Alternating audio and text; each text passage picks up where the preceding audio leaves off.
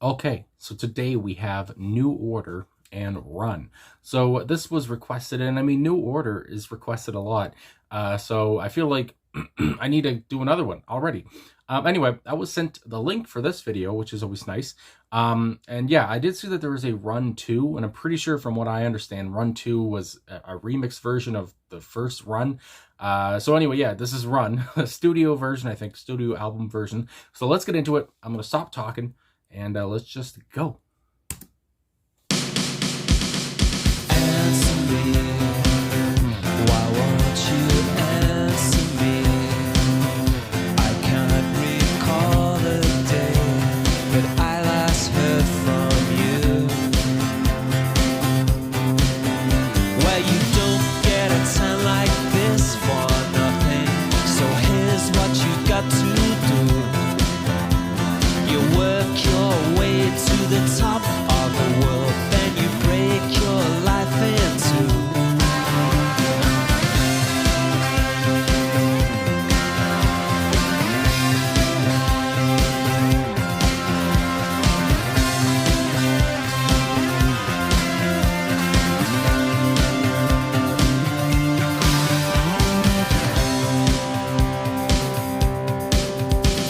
Well, what's the use in complaining when you've got what you don't need? Anyone would think you were hard done to. What do you want me to believe? What the hell is happening? I can't think of everything. I don't know what day it is or who I'm talking to. But I know that I'm okay, 'cause you're here with me today. I haven't got a single problem now that I'm with you. So what's the use in complaining when you've got everything you need? Anyone would think you were hard done to.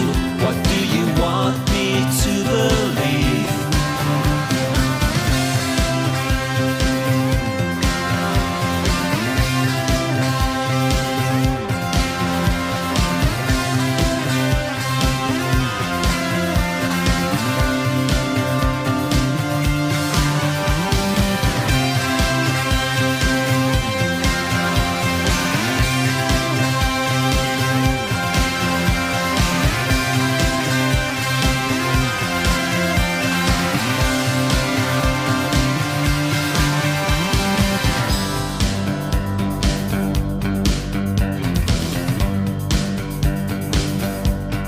Peter, oh,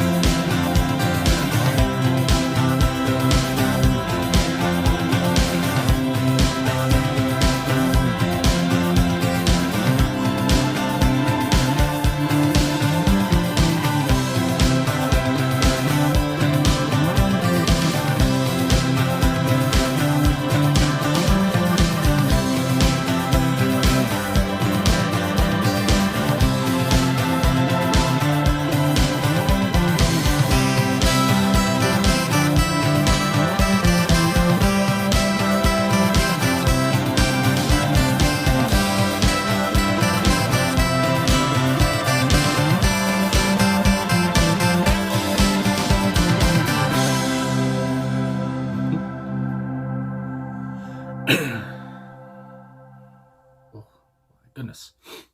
All right, so Run by New Order. My nose is bleeding. Hold the phone.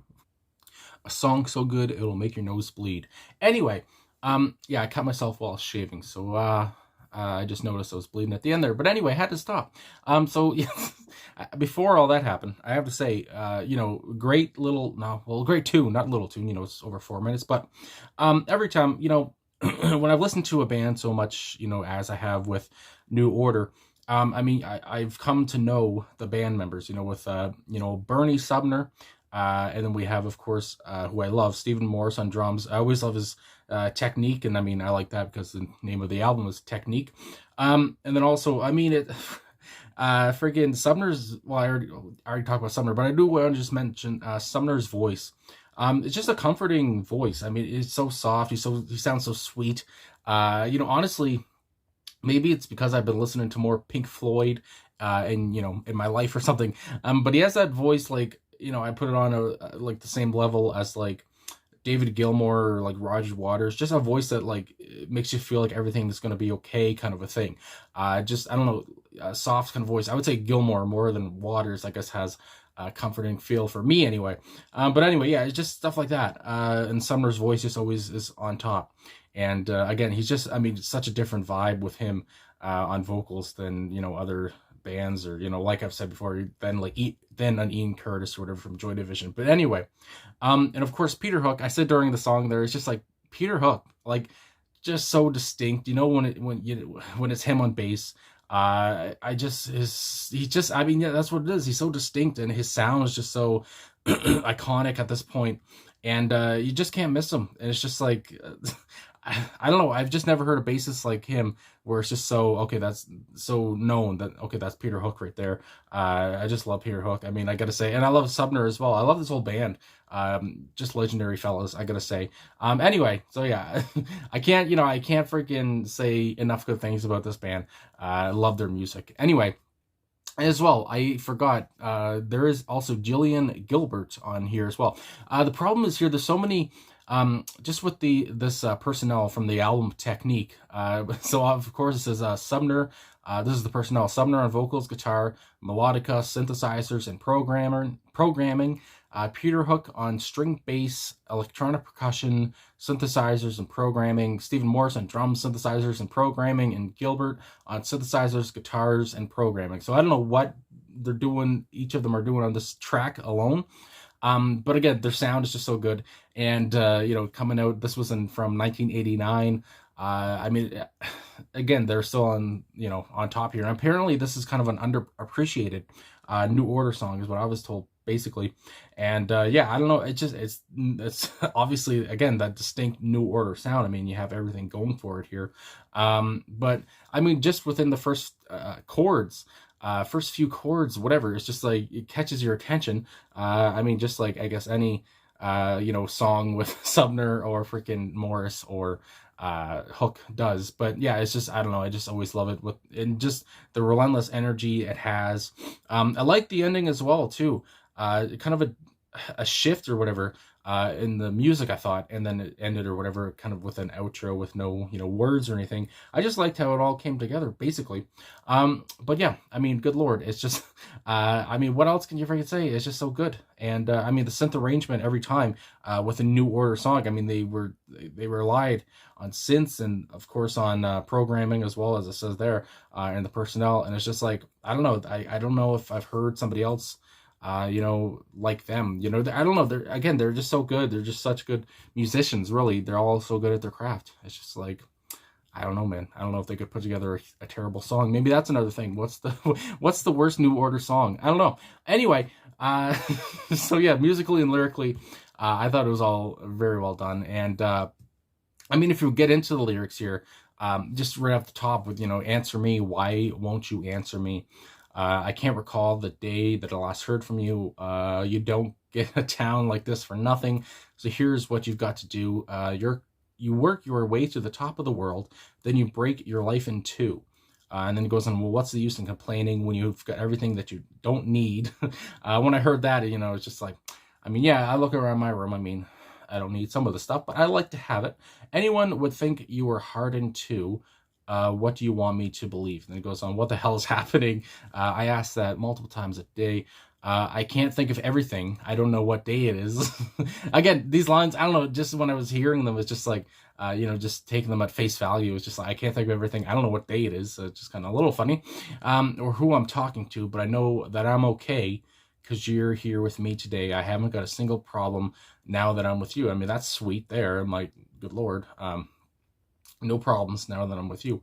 That's pretty lovely lyrics. So what's the use in complaining when you've got everything you need? Anyone would think you were hard done to. What do you want me to believe? So again, asking questions here a couple times, what the hell is happening?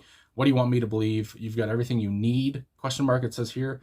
So again, I don't really, the problem is, I don't know what, really what he's trying to convey, I guess. I don't know, because usually I try to look and see, what the song is about. But here, I don't know, I'm a little bit lost for some reason. I don't know. It's just like, with and again, there's not really actually too many lyrics. I mean, there's 1, 2, 3, 4, basically 4 stanzas, paragraphs, whatever. And yeah, it's just, I don't know, it's a little different. Asking the questions, I can't think of, because at the same time, when he's saying, I haven't got a single problem now that I'm with you. But before that, he's saying, what the hell is happening? I can't think of everything. I don't know what day it is. It's kind of like, it's kind of being a little bit rude. And then he's saying, I love you at the same time. I don't know. Which, yeah, again, and then him asking questions leaves me with questions. What do you want me to believe?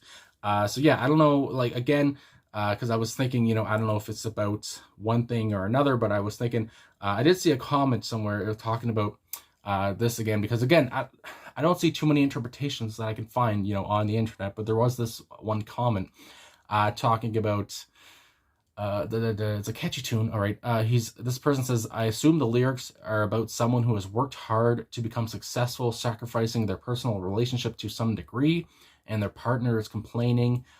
This could of course be completely wrong, but this is what makes the tune memorable. So either way, if somebody's complaining, you get everything you need, what else do you want? Whatever. You're successful, whatever, on all this stuff. So it does make you think. My nose is still freaking bleeding, but anyway, yeah, I just really enjoyed it. And again, it's not really, when I listen to New Order, I listened to more, I guess the music, than the lyrics. I wasn't really keeping up with the lyrics like I usually do, because I don't know, the music just entrances you, I feel like, especially with New Order. They're just so good on their instruments. I mean, my God. But anyway, also, I did want to say one more thing about this whole song. Apparently, John Denver, the old John Denver, he sued. It says here, John Denver's publishing company filed a lawsuit. So his publishing company, I guess, filed a lawsuit alleging that the guitar break and run too closely resembled Denver's Leaving on a Jet Plane. So I mean, I'm not so well versed in John Denver, but of course I've heard of Leaving on a Jet Plane. His hits. I mean, I've heard his hits mostly. Anyway, the case was settled out of court. The song has since been credited to New Order and John Denver. And I see here for songwriters, John Denver is in it. Gillian Gilbert, Peter Hook, Stephen Morris, Bernard Sumner. And again, people say that I say Bernard funny. Anyway, Bernie Sumner. That's kind of John Denver got a freaking songwriting credit on it. So it says, I guess, part of the guitar. I'm trying to think, I don't know. I'd have to listen to the songs back to back to see if I could hear a resemblance or what. But that's pretty interesting that John Denver, his publishing company, filed a lawsuit. Too closely resembled Leaving on a Jet Plane. All right, so yeah, I'd have to go back and listen to it because I can't think of the comparison off the top of my head. But anyway, I thought it was a good song, and I like Leaving on a Jet Plane too. So maybe I'll do that after I end this video. Anyway, great tune. I thought. Again, the whole remix, I guess there's different versions of it, but this is the one that I was sent, and I enjoyed it. Again, musically, lyrically, these guys were on their, were the tops. They were such a new sound, I guess, coming into the 1980s, the whole post-grunge, post-punk stuff. And yeah, I mean, they really, after you... I mean, again, I always bring up, Joy Division because that's how it all started. But I mean, you didn't know that this is what the band was going to turn to after the death of Ian Curtis. And then, going into, what they did with, the synths and, programming, all this stuff, and what a voice Sumner had. Just that soft, melodic, sweet little voice he had on him. And he's still alive, so he's not dead, that he has on him now. Anyway, that's all I got to really say. This video is 15 minutes long. Good Lord. Anyway, thanks for watching. Thanks for liking, subscribing, commenting, all this stuff. Really appreciate all the support. And I think I said there that New Order's post-punk. I don't know if I meant to say that or not, because I don't think New Order is just post-punk. I would say that they're more, I guess with this song, alternative dance. I mean, yes, dance is a big part. Acid house, I like that. And house, I say like a Canadian probably, house. And dance rock. It's all about the dance. And yes, this is a song that makes you dance. Again, that's what I was saying with the whole thing about, I didn't really pay attention to the lyrics. It's just the music just makes you move, just entrances you. And yeah, you want to dance like a little, a little dancer. Anyway, thanks for watching again. I'll finally end this now, and I'll talk to you guys again soon.